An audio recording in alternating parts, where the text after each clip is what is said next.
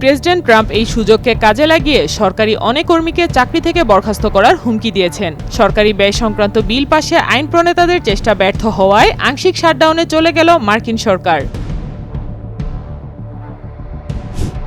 মার্কিন president Trump মঙ্গলবার বলেছেন, তিনি যদি নোবেল শান্তি পুরস্কার না পান তবে সেটি যুক্তরাষ্ট্রের জন্য একটি অপমান হবে। তিনি দাবি করেছেন, একাধিক যুদ্ধ সমাধানে তার ভূমিকার কারণে এ পুরস্কার পাওয়া উচিত। 5 জনের এক পরিবার একটি ভবনের নিচতলায় থাকতেন। পানির তোড়ে ভেসে যাওয়ার পর আর ফিরে আসতে পারেননি তারা। ইউক্রেনের দক্ষিণাঞ্চলে প্রবল বৃষ্টির পর হরকাবানে 9 জনের মৃত্যু ঘটে।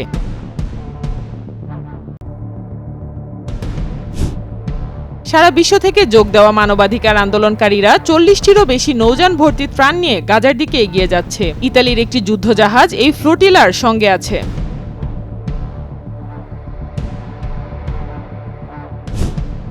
জেনজির ধাক্কায় হতচকিত মরক্কোর সরকার। কয়েকদিনের বিক্ষোভে পরিস্থিতি সামাল দিতে গণগ্রেপ্তার চালাচ্ছে আইনশৃঙ্খলা রক্ষাকারী বাহিনী। আলোচনার মাধ্যমে দাবি পূরণের আশ্বাস দিয়েও জেনজিদের শান্ত করার চেষ্টা অব্যাহত রেখেছে সরকার।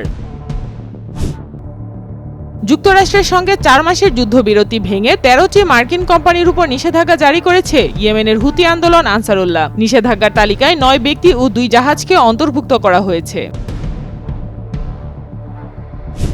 মার্কিন বিজ্ঞানীরা প্রথমবারের মতো মানুষের ত্বকের কোষ থেকে ডিএনএ সংগ্রহ করে তা পরিবর্তন করে শুক্রাণুর মাধ্যমে নিষিক্ত করে প্রাথমিক পর্যায়ের মানবভ্রূণ তৈরি করেছেন। এই প্রযুক্তি বয়সজনিত সমস্যা বা রোগের কারণে সৃষ্ট বন্ধ্যাত্ব দূর করতে পারে। ফিলিপাইনের মধ্যাঞ্চলে শক্তিশালী ভূমিকম্পে হতাহতের সংখ্যা বাড়ছে। সর্বশেষ তথ্য মতে এই ঘটনায় নিহতের সংখ্যা বেড়ে দাঁড়িয়েছে 69 জনে। এতে শতাধিক মানুষ আহত হয়েছেন। কাতারের দোহায় বোমা হামলার পর আনুষ্ঠানিকভাবে ক্ষমা প্রার্থনা করেছেন ইসরায়েলের প্রধানমন্ত্রী বেনিয়ামিন নেতানিয়াহু। কাতারের প্রধানমন্ত্রী শেখ মোহাম্মদের কাছে ক্ষমা চান তিনি।